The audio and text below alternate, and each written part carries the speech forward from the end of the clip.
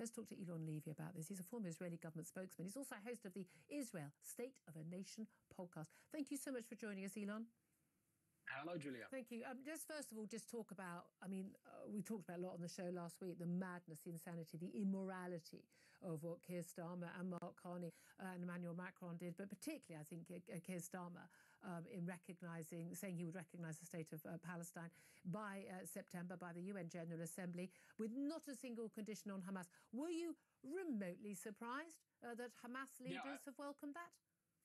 I have to hand it to Sir Keir Starmer. It really takes skill to cock up so badly that a proscribed terrorist group is congratulating your foreign policy and welcoming it as a historic achievement.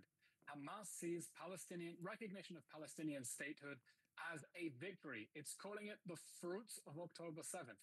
And if they think they're reaping the fruits of October 7th, then they'll sow another harvest.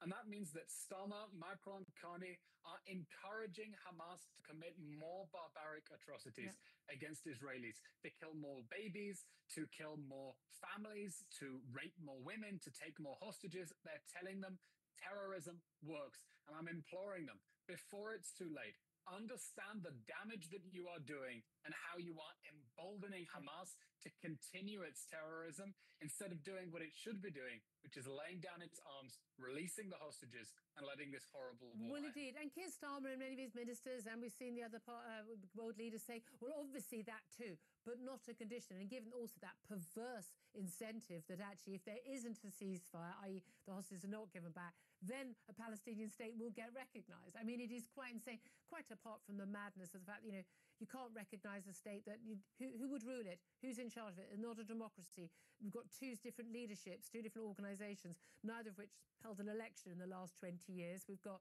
no precise borders. They're not even conjoined. There are so many arguments why this is not a thing right now. But it's very noticeable, not just our governments, but also our media, in particular the BBC, who's I've just given up all hope of the BBC now, that they seem to provide more. Well, they treat the two combatants as if they are equally morally equivalent. The Israeli government, the elected government of a democratic nation state, one of our allies, and a proscribed terrorist group in Hamas.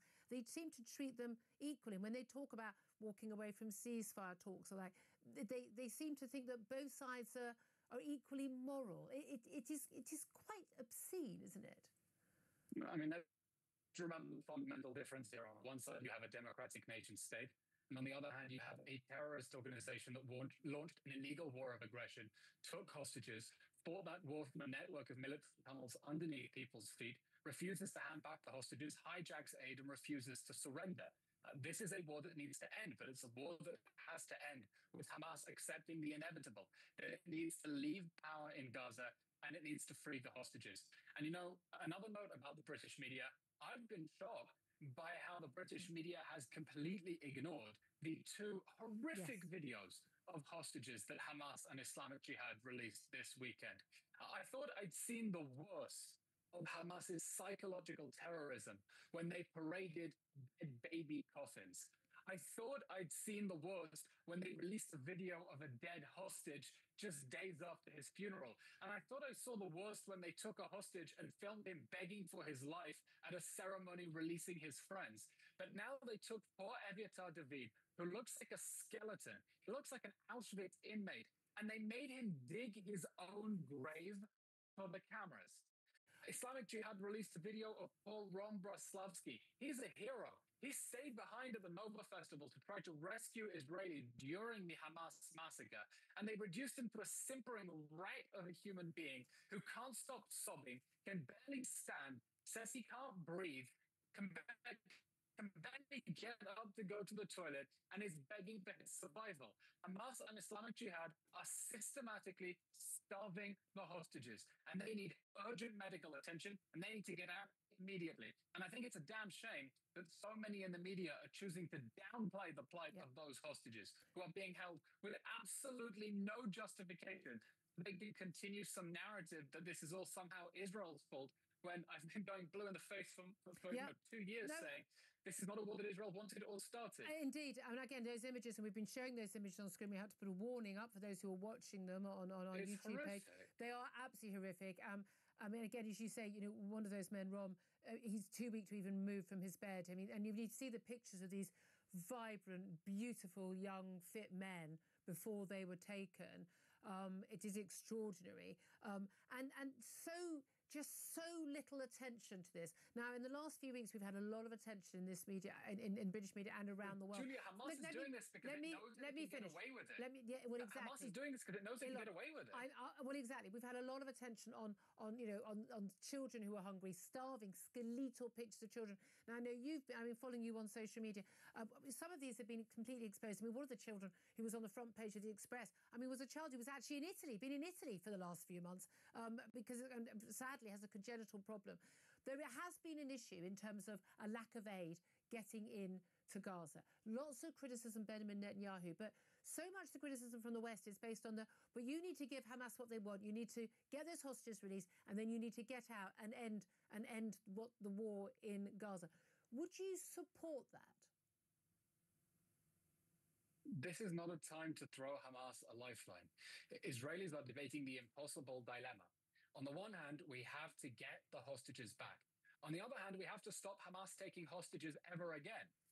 Because if the war ends with Hamas still in power, it's only a matter of time until they can run across the border again, break into people's bedrooms, take children, and snatch them back into Gaza. And they've said they will do that. They have said they would do that every single day. And they've said they will do it again and again. Exactly. And that's why even Israelis who say, look, give Hamas whatever they want, pay the ransom, say, and then we have to go back to fighting Hamas afterwards because there's no way that we can live next to this terrorist regime. So Israelis are facing this very difficult question of what price, what ransom we can pay for the hostages now that's release. The thing.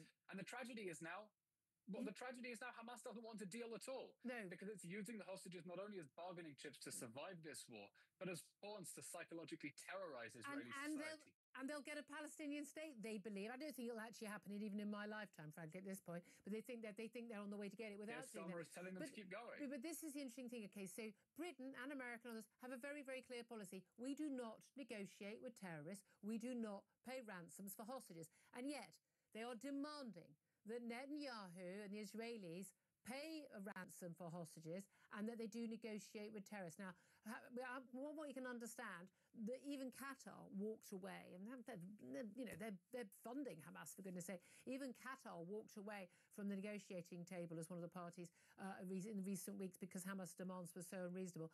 Israel is paying, sending hundreds and hundreds of convicted prisoners and terrorists back to Gaza in return for each one of their hostages they are getting back, even for dead bodies, extraordinarily. And yet we're told that Hamas are basically saying, unless Israel agree, major releases and every single IDF soldier out of Gaza, full stop, and never coming back, they will not release those hostages. Is that anything that forget Netanyahu, whether people like him or not, corruption charges, whatever, is that I think that any reasonable person could ever agree to? Yeah, that's a great point. I heard an interview, I think it was the British business secretary speaking on the BBC. I'm sorry you had to hear that. Whether there would be any conditions. And he said Hamas is a terrorist group and we don't negotiate with terrorists. And this is just a classic case of do as I say, not as I do. Yeah. When in the next sentence he can call for Israel to negotiate a ceasefire with the terrorists. Yeah. The fact is, whoever is in power in Israel is going to have to deal with the threat of Hamas, whose goal is the destruction of the state of Israel. October 7th was not just a terror attack. It was the opening shot of a regional war against Israel. What Hamas was expecting on October 7th was to pull Hezbollah, the Houthis, Iran, all the other proxies in the region. Well, they did try. An all-out attack on every front. They tried, and they spectacularly screwed up the timing. But that was the Iranian regime's plan, to use Hamas to launch an all-out regional war that would lead to the collapse of the state of Israel. And whoever is in power in Israel is going to have to deal with the fact that there is a jihadi terrorist group in Gaza that is sworn to Israel's destruction. And so even those who are saying, get the hostages out now, end the war, pay the ransom, give Hamas what it wants, are also saying, and then eventually we'll have to go back and fight Hamas at a later date. Yeah. No one in Israel thinks we can get a ceasefire with Hamas saying that. And this is really important because when world leaders are saying Hamas can have no role in the future of Gaza, And also, there must be an immediate ceasefire. Well, an immediate ceasefire means leaving Hamas in power. Yeah. So how about instead of paying lip service, you help us and give us some creative ideas on how we can remove Hamas from power? Because, world leaders, British leaders can't say Hamas must lay down its arms, it must relinquish power. And what's the or else? And every single world leader, including Keir Starmer and Donald Trump or Joe Biden before him, or everyone else, Emmanuel Macron, they need to ask themselves if the same had happened to us on the same scale as happened to Israel on October the 7th, 2023, what would we be doing now? And I tell you what, we wouldn't be negotiating with the people who did it. Eylon Levy, thank you so much. He's the host of the Israel State of a Nation podcast. Thank you so much.